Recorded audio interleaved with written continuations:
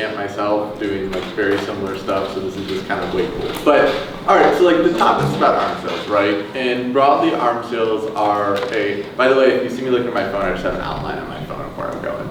But so arms sales are broadly a military spending. Like at its core, arms sales are just a form of the US military spending, military industrial complex. So to really get a good understanding of them, it's quite important to kind of take a step back. So the Stockholm International Peace Research Institute is a really good resource for you guys if you haven't looked at it yet, but they do a lot of information on US military spending and US arms sales. All kind of evidence about arms sales you would need, you can probably find from them and then the Security Assistance Monitor. But anyways, the Stockholm International Peace Research Institute estimates that US military spending makes up 2.5% of all global spending, period. And the US spends roughly 1,400% more on its military than it does on its diplomats. Arms sales are a significant portion of this income. And there are kind of a few broad reasons why. But I guess kind of to make this like a little bit interactive, what do you guys think arms sales are? Like shout it out or raise hands, whatever. Like what is an arms sale? Yeah. It's a sale of a defense article.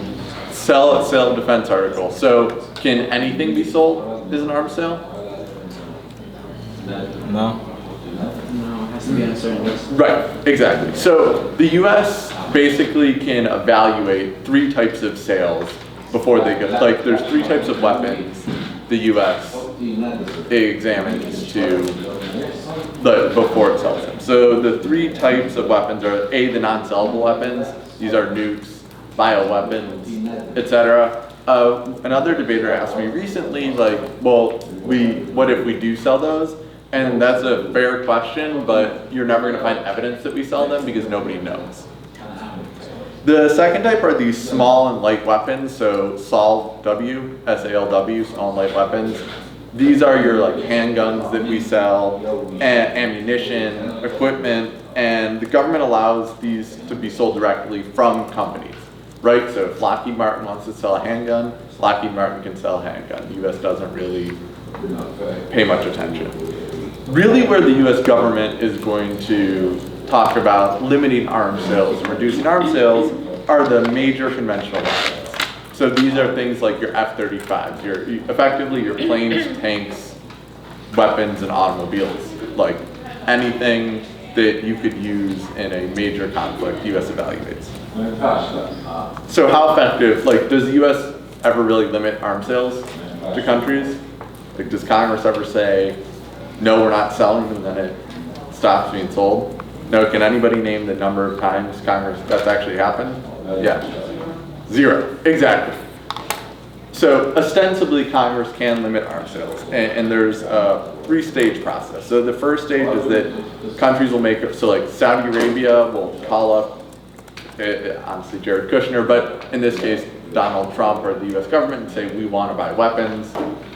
The US government already has contracts with weapons producing companies, and so they'll take those weapons, those contracts, and they'll turn them around in the sale. This is when the State Department issues a notification of the sale. Sales usually take 5 to 10 years to even go through. So the deals we make yesterday, or when we talked about we created a new arms deal with Saudi Arabia, generally speaking, it takes 5 to 10 years for those weapons to even be delivered. There's quite a long process. Congress has 15 to 30 days to renew the notification. They can effectively stop it at any time, but again, in theory, the longer they wait, the harder it is because the companies have already gotten money for the sale. Okay, so that's kind of like your brief, very brief conversation about how the arms sales process works. But give me some reasons. What are some arguments you guys are making about why the US sells weapons? Like, why do we sell weapons? Yeah. In order to have more influence in certain parts of the world. Influence, exactly, yeah. Economic benefit, elaborate. If we sell weapons to other countries, in terms of them investing in our country. Okay. Defense industrial. Defense industrial, okay. So influence, defense spending, money, defense, what else? Does anybody have other reasons? See if nobody else really. Yeah. Go ahead. Security, like Security? just like regional security, they need defense. Okay. Does anybody have something else like something? What are some kind of like arguments that don't necessarily fit in the military industrial complex world? Like, and we'll talk about them later. Does anybody have anything? If not, that's cool. Yeah. Maybe like it was like a favor. Sure. Yeah. I mean, definitely. Right. So like, Saudi Arabia gives us easy access to oil, and we sell them whatever weapons they want. Okay. So the way I kind of did you have your hand up? We get More money? Yeah. And so in like my work, we generally divide them like the reasons up into three things: power, profit, and prudence. So things like influence, security, just general defense spending, benefiting other countries' militaries, that's all power. Profit is money, right? We get money for it. And then prudence is this idea that like we evaluate to make the world safer, to make us safer. So we don't sell weapons to dangerous places. Again, I don't agree with this. The US sells weapons to 168 countries across the globe. But that is a reason people give, is that it can increase global safety. Okay, so you brought up influence. How do arms sales create influence on other countries? Do they? Like, give me some thoughts. Yeah. Because the way the United States sells arms, like you still have control and like have a say of how they use these arms, and then it starts to depend on the United States on the arms. So if they want the United States to continue to trade them, they trade this arms. So can you give an example of that? I think in Saudi Arabia, the United States wants Saudi Arabia to give us like names of like enemies and stuff. Yeah, that's a good example. Another example of kind of that is Iran in the 1970s. So the U.S. would sell, and like did this purposely, sold the Shah of Iran just boatloads of weaponry, and the Shah of Iran in exchange sided with the U.S. on oil negotiations and stuff like that. The problem that happened in Iran is weapons ended up making up over a quarter of their economy, like these weapons, and then they went under an economic crisis, and all of a sudden having weapons doesn't actually fix your economy. But the U.S. does sell weapons for influence. So like, what's another way that these weapons can influence people? Like, so we have a say. Why do we have a say when we sell them weapons? What do weapons do that give the U.S. a say? Yeah? When we give weapons to these nations, they have a greater like defense system, and they can become more independent. So it's like they're, and also the value of the nation will increase. So it's like that's linked to the U.S. So it's like an alliance is created. Okay. I want to push you guys a little bit more. So the U.S. sells weapons, right? And it creates a relationship. So we benefit your military. But why, like how does that give influence? Yeah. It creates allies for us, so that if anyone tries to come attack the U.S. or the U.S. says anything, we have our allies to back us up, and it kind of pushes people to do what we want them to. Okay. Did you have your? It increases like the US's hedge. Okay. You want to explain what hedge hegemony is? So like basically it increases our power and like how much leverage we have and our view and the scope of like the world. So I'll talk about, yes, I'll talk about alliances actually in some depth, because that's kind of what I do. I study alliances and like U.S. influence, that type of stuff. So there's a misconception that we sell weapons and these countries become allies.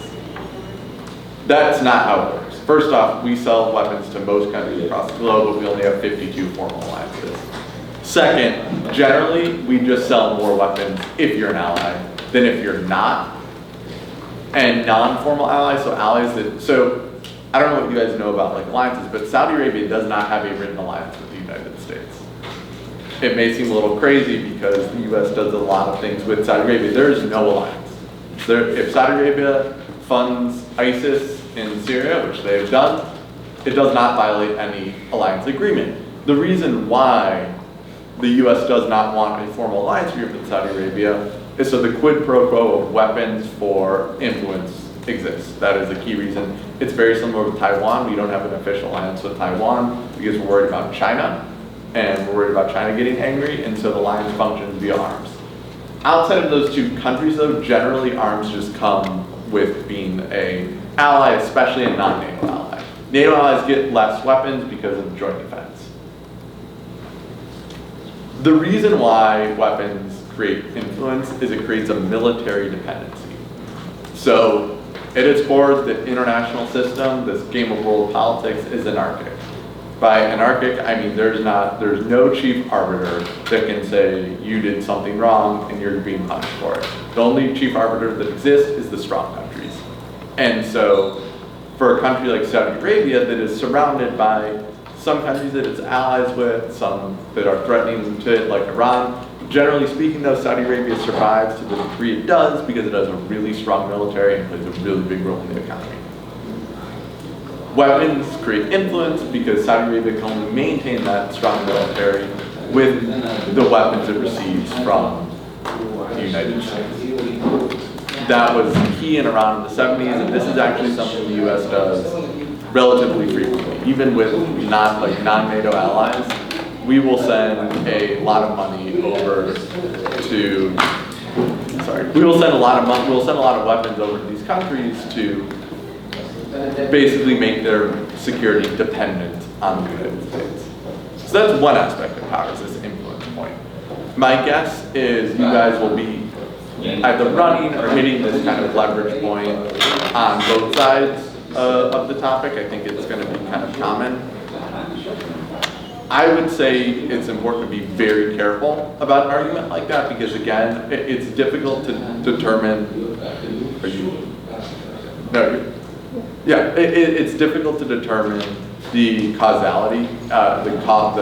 So do arms really impact influence, or do we send countries, we already have influence on weapons? And it's very difficult to show that. So I think one kind of strategy there is just going to be thinking about these alliances, like, okay, yes, Israel's an example, right? We have a relationship with Israel.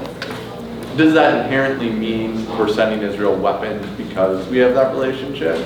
Or is it a second byproduct? So the other type of power, moving on kind of from this leverage, the other type of power is we like to strengthen our allies' military capabilities. Does that make sense? So why would we sell weapons to strengthen an ally's military capability? Yeah? In the future, if we need them, then they'll be strong. They'll be strong enough to defend us. Okay, that's definitely part of it. Yeah.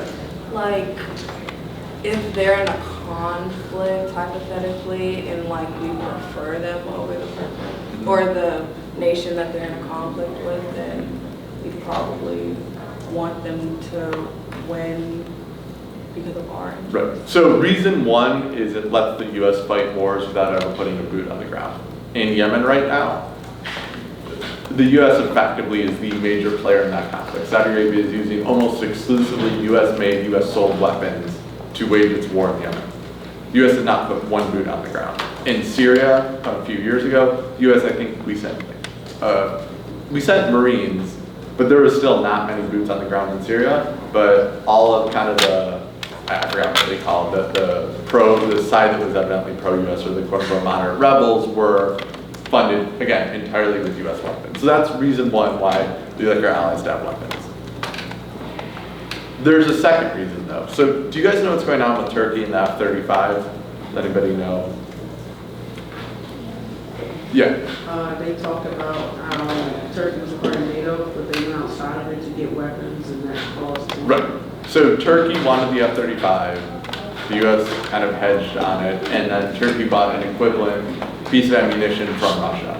And the US wigged out, and now there's conversations about kicking Turkey out of NATO. Beyond just the it's kind of an insult to the US, why else does this pose a problem? Do you guys know? Like what Turkey using Russian weapons instead of US weapons? Yeah. Expands Russian influence. Right, but beyond that, there's a very key reason. Yeah. Because the point of NATO was for the alliance to get together to check Russia.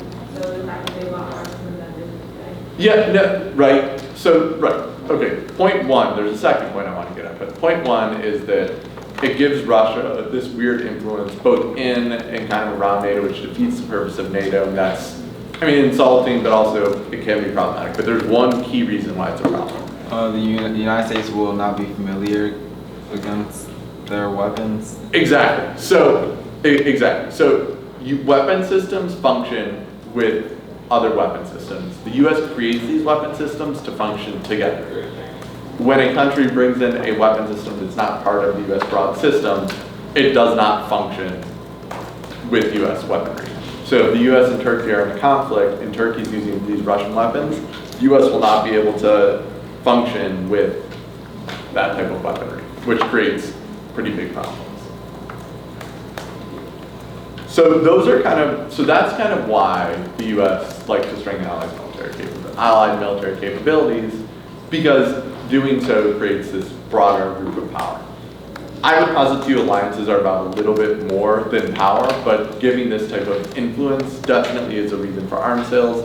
There also is kind of this logic that we think alliances are good, we think alliances benefit from selling arms, and we've always sold them arms since World War II, so we're going to do it anyways. It's up there. I think that's debatable, and I think you guys can find evidence that suggests that's really why we sell a lot to allies.